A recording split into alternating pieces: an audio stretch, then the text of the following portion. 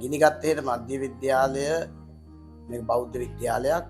ඉවර අපි උත්සාහ කළේ 80 වෙනි සංවත්සරය ආගමික අරමුණු වලට මුල් තැන දීලා දරුවන්ගේ හදවත් තුළ ආගමික ප්‍රබෝධයක් ඇති කරන්නත් ඒ වගේම ආගමික සිරිත් පිළිබඳ පුහුණුවක් දරුවන් තුළ ඇති කරන්නත් අපි 80 මහා සංඝරත්නය වඩම්මවලා සාංගික දානමය පුණ්‍ය කර්මයක් කරන්න බලාපොරොත්තු වෙනවා.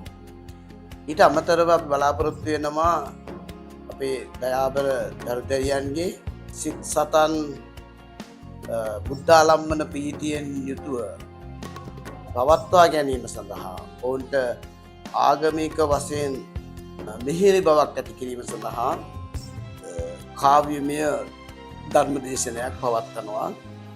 මේ වැඩසටහන් දෙකම පවත්වන්නේ අප්‍රේල් මාසේ 4 වෙනිදා. මේ දවසට අපේ දරුදැරියන් වගේම දෙමව්පියන් සහ ආදී ශිෂ්‍යයන් සුබපතන්නන් බොහෝ දෙනෙකුට අපි ආරාධනා කරලා තියෙනවා බලාපොරොත්තු වෙනවා ඔවුන්ගේ සහභාගීත්වය අපිට පරිම අන්දමින් ලැබෙයි කියලා. ඉතින් අපි මේ වෙනකොටත් විද්‍යාලයේ දරුදැරියෝ සරසවි කටයුතු කරනවා, නගරයේ සැරසීම් කටයුතු කරනවා, ආගමික පෙරහැරක් පැවැත්වෙනවා ගිනිගත් හේන නගරය කේන්ද්‍ර කරගෙන. ගිනිගත් හේන අභිනවනාරාමය මුල් කරගෙන තමයි මේ අපේ ආගමික වැඩසටහන් මෙහෙවන්නේ.